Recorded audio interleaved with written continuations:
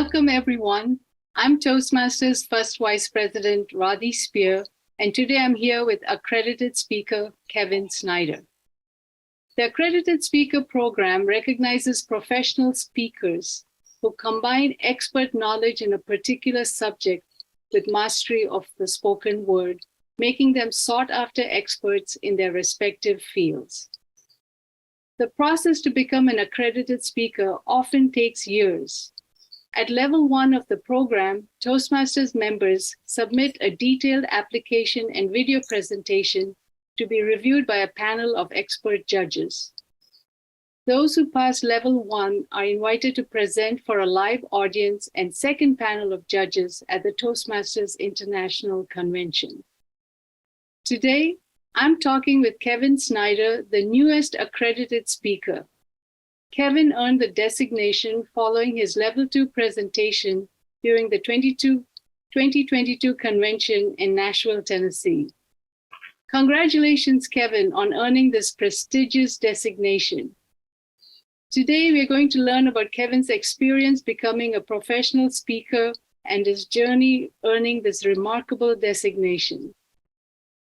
Kevin, congratulations on this remarkable accomplishment. Will you share with us how you felt when you learned you were the newest accredited speaker? What does this designation mean to you and your career? Well, the first immediate feeling I had was relief, as you can probably imagine. And from relief, and my wife was in the audience with me. I'd invited her to come to Nashville. I was hoping she could come to Nashville to be part of the Toastmasters experience. But after relief, it truly was one of humbled gratitude, because that would not have been possible if it weren't for Toastmasters and all the behind the scenes that went on to make that happen. And, the gratitude, it was a mixed bag of emotions. And I was so honored to be the only accredited speaker, of the year, but at the same time, just somebody who, I set my mind to it and I worked very hard and I had achieved it. So it kind of was a testimony to a lot of what I talk about in my presentations as well. So tell us about your background in Toastmasters. Where are you from? How long have you been a member? And what prompted you to join Toastmasters? Well, 1998, my very first job out of college, I had never even done a presentation. But I had a job that required me to do presentations. And I'll never forget, during my performance review, my very first boss told me that my speaking was horrible. And he recommended Toastmasters to me. And I first got involved with Toastmasters. I joined a club, and frankly, I didn't know what it was about. I just felt it was almost like when my boss told me to go to it, I thought it was more like discipline. But what I immediately realized, there's a community here of other like-minded people that simply want to improve. And that was my first experience with Toastmasters. And so I did that for about a year or two. And then I got a new job. And ironically, in that job, I also was required to present, but it was at a college campus where I was presenting leadership workshops for my students. And as my speaking developed over the next couple of years, I got better at it. Repetition, I believe, is the mother of skill. If you want to be really good at anything, you keep doing it, right? You keep practicing at it. And then I joined Toastmasters again in 2013, when my speaking business on the side, part-time, had grown so much that I actually was able to quit my full-time job. And it was a good job, but I felt like speaking was something more than what I had ever expected. And there's a whole story behind that, but long story short, I joined Toastmasters in 2013, but this time it was different. It was because I actually was going full-time in speaking, and there was no retreat. I moved to Raleigh, North Carolina, USA, where I live now. I joined 4 clubs because I wanted to have experience presenting and getting feedback, and also a community. And that's when I realized that the Toastmasters community was probably the most value add that I could possibly have with my membership. And that was 2013. I just joined because I wanted to connect with other people. I wanted to be better at it. I wanted to be the best I could possibly be. And as the more I got involved, the more I wanted to. I found myself in leadership positions. I heard about this crazy thing called the DTM, and then I heard about this crazy designation called the Accredited Speaker. So, here it's been almost a decade now. And I look back at all my Toastmasters experience. I honestly don't think I would be where I'm at professionally or personally if it weren't for being nudged and knowing about Toastmasters. I think we can all relate to that, getting a new job and having to present something and panicking. And yes, Toastmasters certainly helps. So Right. How long have you been speaking professionally? I'll never forget, it was June 2nd of 2000. That was my first, I would say, professional speech. It was the worst day of my life. I hated it because I didn't feel confident. I didn't know what I was doing, but I got asked to speak and I said yes, because I really believed in my message. And for the first several years, I spoke when asked. I didn't really pursue it, but I had a full-time job. And so I spoke on the side, kind of like, I wouldn't even call it a side hustle. It was more of a passion. And I loved doing it. But looking back, I didn't know what I was doing. And knowing what I know now, I could have done it much better, much quicker. But even then, I think back then, I was true. I was authentic to what I wanted and how I wanted to help students. I was only a college speaker talking to youth. And as my speaking grew over the years, I kept doing it. I finally hired a coach. Somebody saw me speak at a conference and said, hey, do you have a coach? Do you have somebody that's working with you? And I said, no, I've never had a coach. And they took me under their wing. And they truly were one of those people.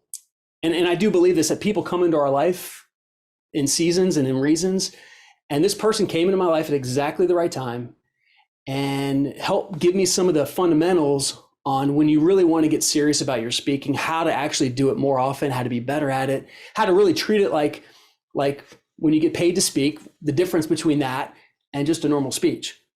And that was really where it took on its new life. And that one coach, Michael Farley, I still keep in touch with him to this day.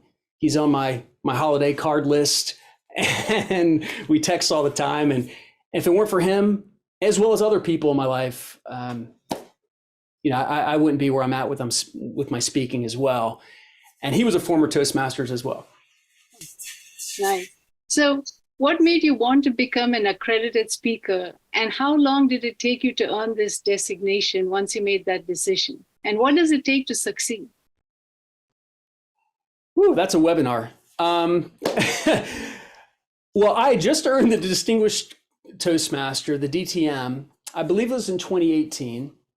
Forgive me for not exactly knowing that date. But once I had achieved it, and that's not obviously for any of the aspiring DTMs or current DTMs out there, everybody knows that that's not something that happens overnight. It happens over time with commitment and diligence. So frankly, I wasn't sure where my Toastmasters journey would go from there. Once I had earned that designation, I knew I would stay involved. But I also had this aspiration in me to participate in the World Championship, and I've done that many, many years. I also had an interest on serving in leadership with our district. So I was kind of contemplating, what do I do? Where do I take this? Because I knew for me, because Toastmasters had helped me grow so much, I knew it would only continue. One of my mantras is I always want to be better than I was yesterday. And I always want to continue just simply being better at what I care about, what's most important to me. And then it was Valda Ford. So shout out to Valda Ford. She knows this, but I first heard her talk about the Accredited Speaker Program right after I had earned the DTM award or designation. And I had no knowledge of what it was. I'd never heard about it, respectfully. I'd never heard about it. And that's on me. But when she shared with me what the Accredited Speaker designation was, that it was designed actually for professional speakers, or at least acknowledging professionalism amongst its members, I remember sitting down with her at an NSA event, and NSA is the National Speakers Association. I remember sitting down with her at that event and saying, talk to me, what is this accredited speaker and how come I overlooked it? And she goes, she had actually seen me speak a few times, and she said, this is something you should definitely look at. And it gave me a new goal. It gave me something to pursue. I've always been driven by that, not just having a goal, but for all the right reasons, how it can add to me as a person, me as professionally. And it became my goal. And once I looked at the criteria for it, I thought, yeah, this is something that definitely aligns with my mission, my purpose, professionally and personally. And level one, I remember completing all the information for it fairly well. And because I'd already had over 500 speaking engagements, most of them at colleges. But the level two, so when you asked me the question earlier about how long did it take for me to earn the AS, well, the first time I applied, I used to be embarrassed by this, but no, I'm not anymore. I want people to know I did not get the AS. I did not earn the accredited speaker. I failed, or I did not present as well as I know I could have at level two back in 2020. So, although I checked the box on paper, the day of my level two presentation, I just didn't show up as best as I possibly could. It's no different than a sports team, and I tried some things at the very last minute that I thought might work, but they didn't. And you shouldn't practice in front of a live audience. You should practice in front of a Toastmasters club. So that's a big piece of advice, unwarranted. But it was a lesson earned for me, not a lesson learned. It was a lesson earned. And I decided I'm not going to let this stop me. And I decided I'm going to keep at this. I'm going to do it again. And that's when I kept with it and competed this year, or presented this year in 2022, and honored to earn it this time. Those are all really good insights. What you said about being better every day than you were the day before, and also having not succeeded the first time, you kept at it and you were successful. All good insights. So this year's level 2 presentation was hybrid, and you chose to present on-site from Nashville with hundreds of members and guests viewing both in person and online. So how did you address the challenge of having audience members in multiple formats? What did you do to ensure that the online audience felt included in your presentation? That is an amazing question. And every time I've done a virtual presentation, and by the way, I had never done a virtual presentation prior to the pandemic. In fact, I did not even have a Zoom account. I did not have the studio where I'm at now. I taught myself, and I watched other presenters help me with that. So I knew that I wanted to be in person. Could I have presented virtually, at the recent international convention? I felt like I probably could have. And, being in North Carolina, USA, Nashville was about an 8-hour drive or an hour flight. Nashville's a fun town. So I decided, hey, let's go to Nashville. But let me tell you something. If the international convention was in Jamaica, or I'm sorry, in Bahamas, like it is next year, I'd be right there. Or Paris, like it was supposed to. Point is, I knew I wanted to present in person. However, knowing it was hybrid, and this is the key to your question, was I arrived a day early to watch other presenters. And I'll never forget one or two other keynoters specifically.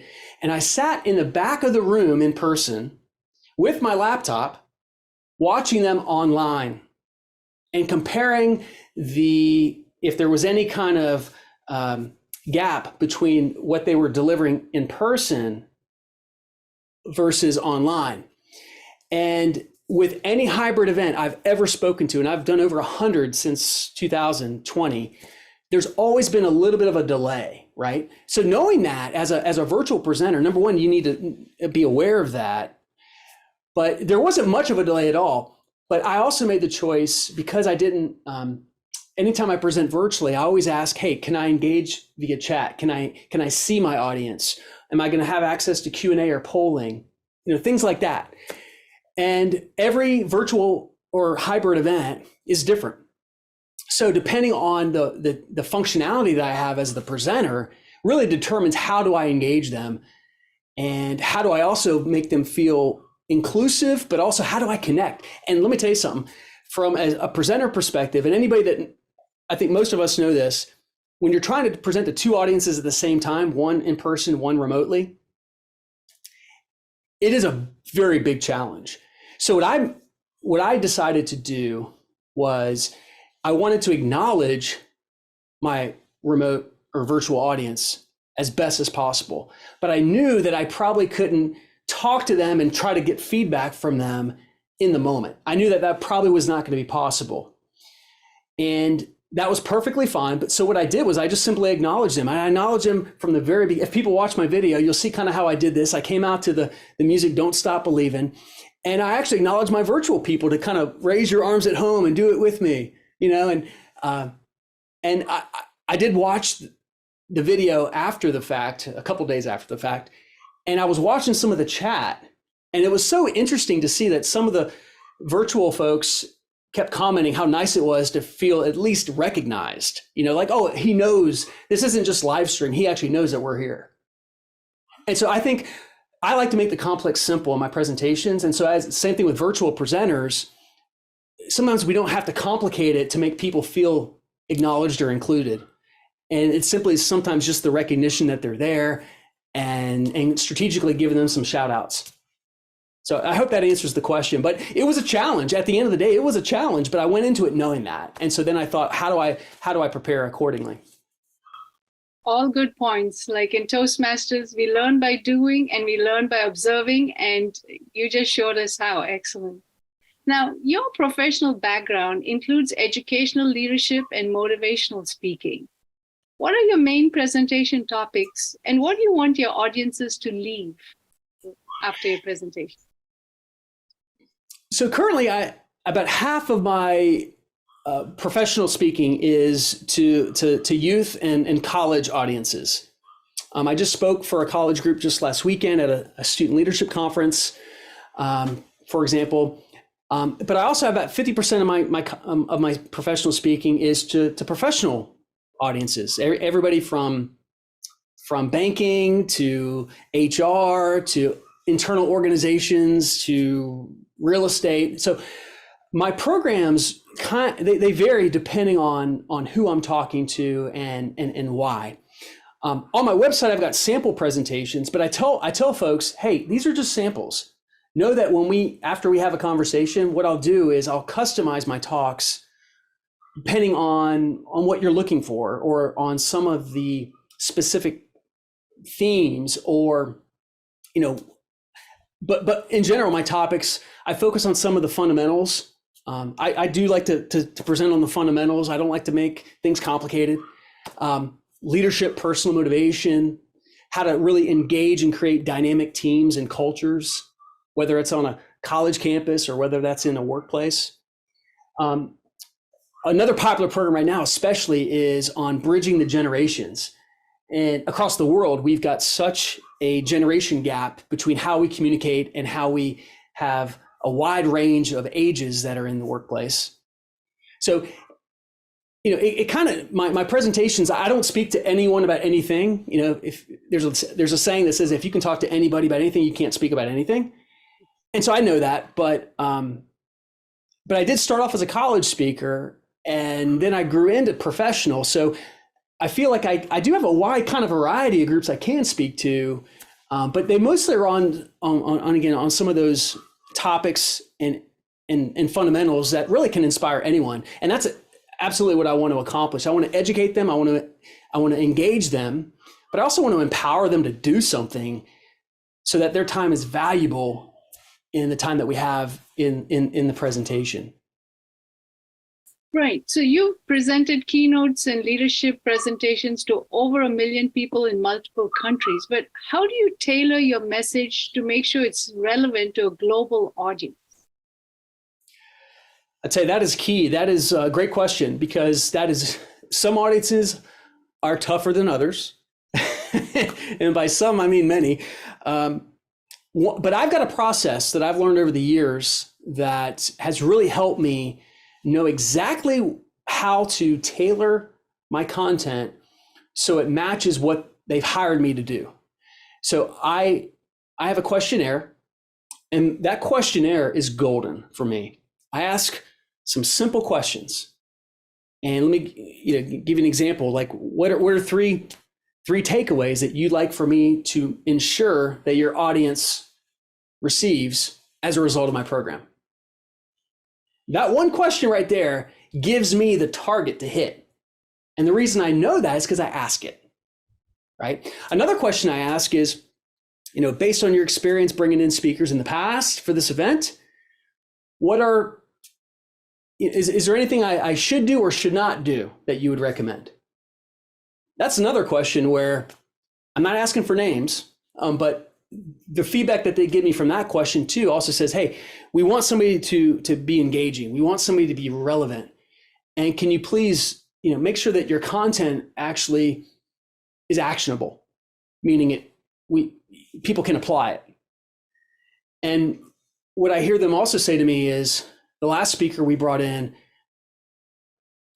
didn't really help. It's almost as if they didn't know who they were talking to, or they shared with us some good content, but it wasn't really actionable. It was more philosophical. So I have a questionnaire that really helps me know what they're looking for and specifically why they hired me. If anybody's taking notes, listen to this. I'd encourage you to write this down, because this has really helped me. Is the greatest speakers, in my opinion, are also the greatest problem solvers. I've never been asked to just come in and speak for an organization. I've been asked to come in and help them in some way. How can I help them solve problems that they're facing on a day-to-day, whether that's my youth audiences or whether that's my professionals? But I also feel that the greatest speakers are also the greatest storytellers. And one of the best ways to connect with an audience, one of the best ways to really engage them, make them laugh, make them cry, pull them in, is to share a dynamic, powerful, and crafted story that has multiple levels to it, and that gets them literally either in tears or holding their chair in laughter and entertainment. And that's not something that we design just easy and overnight. That's crafting a story like that is what I feel a true professional has worked on over the years and been able then to deliver. But it's also got to then relate to why they're there, if that helps. Excellent points. Now, in your presentation, you talked about living out your childhood dream to be on The Price is Right. Can you talk about that story and share why you choose to incorporate it into your presentations? So to my Price is Right fans out there, and in fact, I didn't know if we'd even talk about this, so I'm going to do something. I'm going to go to my other screen here. To my Price is Right fans, and look, whether it's Price is Right or whether you even know about Price is Right or Bob Barker, it's all about living a dream on a game show. To me, this is my dream as a kid, was to be on this game show that in the United States is called The Price is Right. It's actually the most popular game show globally. And it's in multiple countries. But for me, watching The Price is Right growing up as a teenager has a big backstory to it. And I often share this in my presentations, because people, when they hear me or they're in a presentation, I kind of make fun of myself as motivation boy, because I'm high, I bring the energy. I'm motivational, inspirational. But when I was 12, I actually was diagnosed with depression. And so everything that I've learned over the years about motivation has been self-taught and self-applied. And I grew up in a very loving family, but a lot of weird things kind of happened to me as a teenager. So my point is, when I set a goal to be on The Price is Right, Price is Right actually was more of a distraction for me than anything. When that show came on, my mind became a contestant. I set this vision of wanting to be on the game show, The Price is Right. And I did a lot of crazy things to help make that dream come to life. I actually arranged my class schedule around the show growing up in college. Don't laugh at me, but I did. I skipped my college graduation, drove across the country to get on The Price is Right. The show was canceled the day that we were supposed to be there. I was devastated. So then I have to drive all the way back, 3,000 miles. So if you're ever going to do a cross-country road trip, pick a small country. But I remember my mom hugging me when I got back in the driveway, and she looked at me and she goes, "Don't stop believing in your dream," which was a song that she and I had that was very close to both of us. That song, "Don't Stop Believing." And I went back out, and that's when I got on the show, and in my programs, that's when I play the video, and it shows me getting called down to contestants row and getting on stage with Bob Barker, and I was living my dream. So that story, initially when it happened, it was an amazing check, goal achieved. I didn't understand that story actually had so much meaning behind it that could help other people. And I remember sharing it just as a fun leadership example many years after it happened. And I'll never forget, a student came up to me who heard my message, heard my story. And it was all motivation. It was all uplifting, positive motivation. And this one student told me that my story of The Price is Right had helped her think differently about her own goals, and that she was struggling with depression too. And she was going through some other serious stuff. And I felt like there was this connection that she and I had that was unexplainable, but it was so interesting how The Price is Right kind of was able to be my metaphor for her that gave her hope that she could have her own Price is Right and a dream as well. And that's when I realized that story of The Price is Right was more than just a story. It was actually a message that you can't live a dream unless you have one. And so that's much of what I talk about now when I share that story.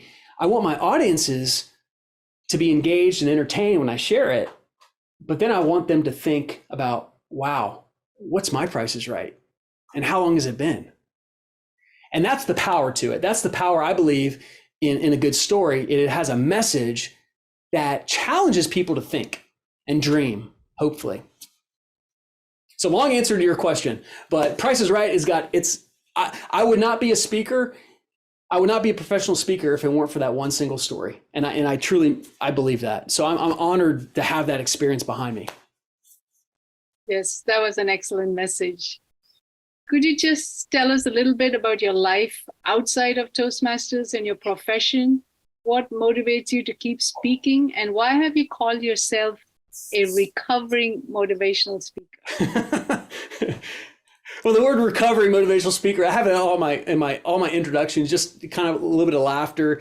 There have been times where I've questioned, okay, maybe is there another line of work for me? And I'm like, no, I can't get away from it. I keep going back to it for all the right reasons, But speaking is what I do full time, and I am my company. So as it relates to professional speaking, I wake up, first thing on my mind after I say good morning to my wife and my kids, what's constantly on my mind is my speaking. Who's my next engagement? Who are some groups that have inquired with me about speaking at their event? Who are groups I need to reach out to? And I think the large majority of my time is always thinking about, as I'm listening to podcasts, as I'm watching webinars, as I'm listening to other great speakers, I'm always writing things down. My phone has turned into this unending memo pad of just thoughts and ideas. And I'm not one of those speakers that has designed a keynote or any kind of workshop that is, boom, here it is, it's done. I don't have to work on it ever again. I'm one of those speakers that even if I delivered a great presentation, or I feel like I delivered a great presentation, I'm still wanting to know what makes it better next time. And that's kind of a curse. There are a lot of comedians out there and a lot of famous people. When we know the story behind their story, we don't know how, and that's one of the challenges too with any kind of great speaker. I'm not saying I'm a great speaker, I'm not, but I think a good speaker or a great speaker makes speaking look easy. they make it look easy. They really do. But we don't know that they've actually spent years crafting that message. And they've tried sharing a story or two countless times in different ways. Many of those ways didn't work, but then they found the way that did, and then they kept with it. And one of the things I do in every single speech is I try to push myself to do something new. Either it's a new angle on something, on a story or a message, or maybe it's playing piano for the first time or trying Don't Stop Believing for the first time. Most of what I do now that works are things I had to push myself to do that I had never thought would work. And now it's actually differentiated me as a speaker. So I think as speakers, we always have to push ourselves to continually grow, try new things. And when it feels uncomfortable is when we need to do it. And that's what's helped me grow my business, is been constantly just realizing that I need to walk my talk. If this is what I'm encouraging my audience to do, then I've got to do it. So my point is, I'm always thinking about speaking, but at the same time, I also have boundaries now. I think for me personally, the pandemic has really been helpful, as I have a 3.5-year, or my wife and I, we have a 3.5-year-old and a little over a 2-year-old. I try to do the best I can to be present, which is very difficult to do, being a business owner, but also just, I think, a parent. I try to spend as much possible time as I can with my family. And although I love in-person events coming back, I just got back from a 2.5-day trip that was only for a 1-hour keynote. And I thought, man, that could have been virtual. I could have been upstairs like I am right now, So I just try to maximize the time I can with my family too. Thank you, Kevin. Those are wonderful points. Thank you for sharing all your insights and perspectives. I think this is a good place to end our conversation. Toastmasters is all about helping each other improve our communication and leadership skills, and you have given us so many things to think about. Thank you so much for being here with us. Honored. Thank you. Thank you. For the others, if you're interested in learning more about our Accredited Speaker program, please visit the Toastmasters website at toastmasters.org/accredited speaker. Thank you.